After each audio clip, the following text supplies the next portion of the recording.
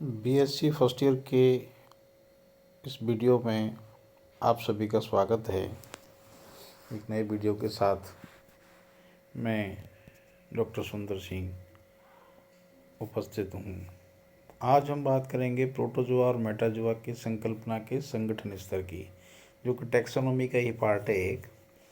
और प्रोटोजोआ और मेटाजोआ की जो कंसेप्ट है उसके जो संगठन के स्तर हैं उसकी अपन चर्चा करेंगे।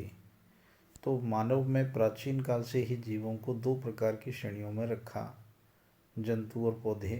उनमें चार प्रमुख लक्षण निम्न थे जिनको आधार बना करके वर्गीकरण किया गया था।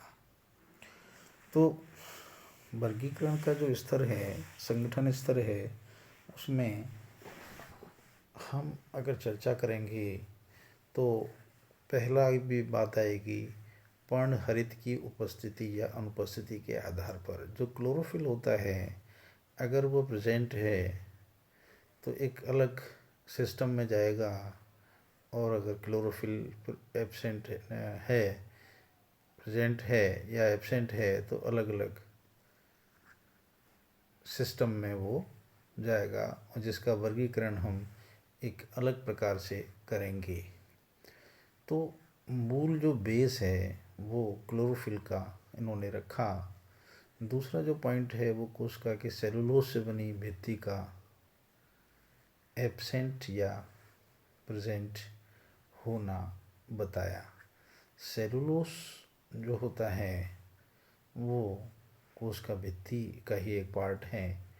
तो कोशिका भित्ति जिसमें मौजूद होगी वो सेलुलोज की बात उसमें आएगी, और उसका एक ये बेस बनता है, आधार बनता है।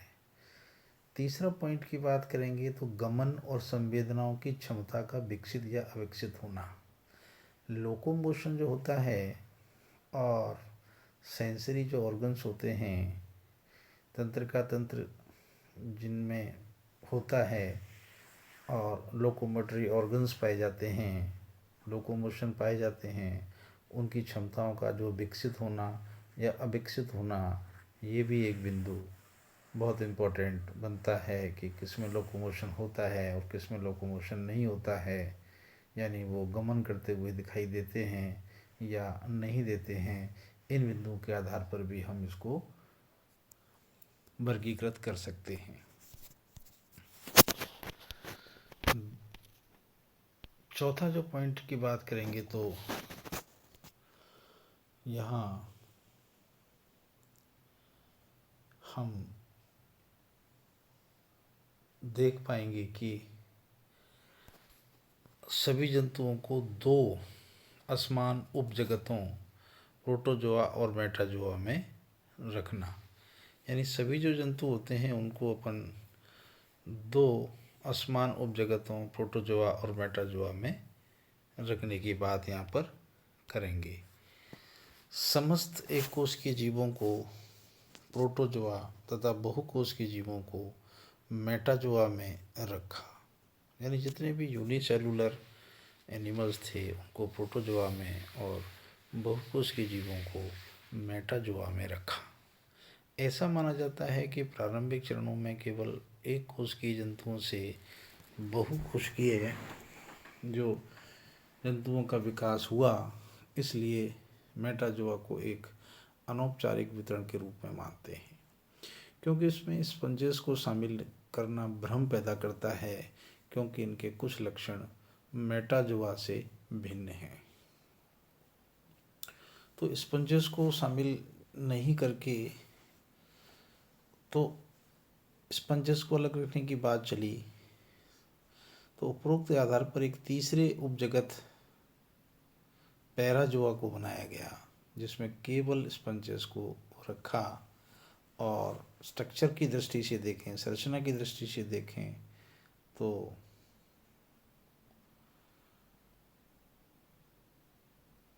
पैराजोआ के जंतुओं की तुलना मेटाजोआ के जंतुओं से नहीं कर सकने की स्थिति आई, और निश्चित रूप से हम इनको अलग प्रकार से रखने की बात समझ में आती है। तो हम ये देखेंगे,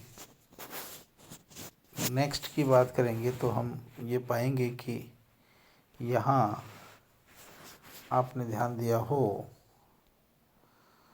तो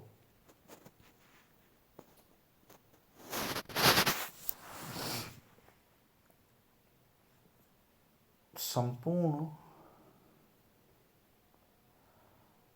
जंतुओं की एक सेल से की जा सकती है, परंतु क्रियात्मक रूप से ये जंतु एक संपूर्ण जीव की भांति व्यवहार करते हैं।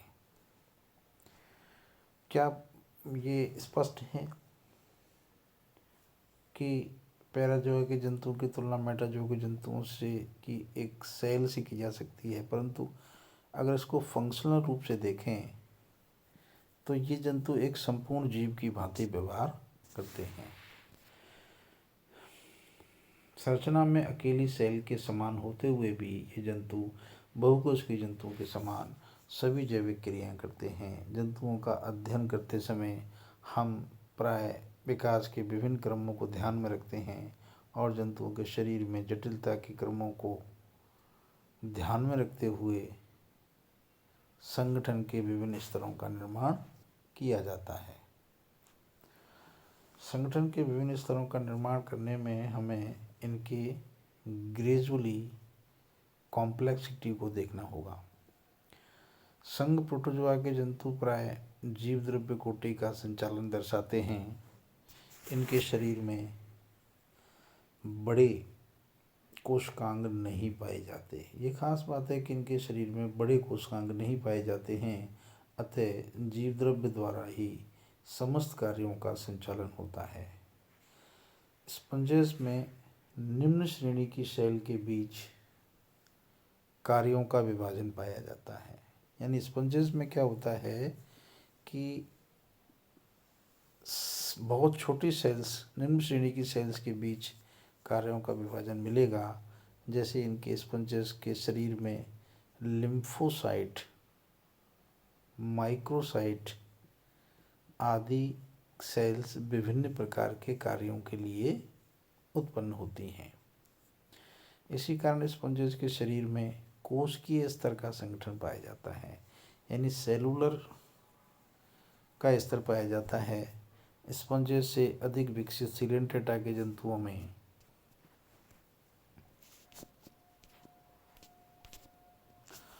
ऊतक कोटि का संगठन मिलता है। इनमें जो संगठन मिलेगा कहाँ तक मिलेगा? ऊतक कोटि का संगठन इनमें पाया जाएगा। इनमें अगर अपन बात करें तो एक ऊतक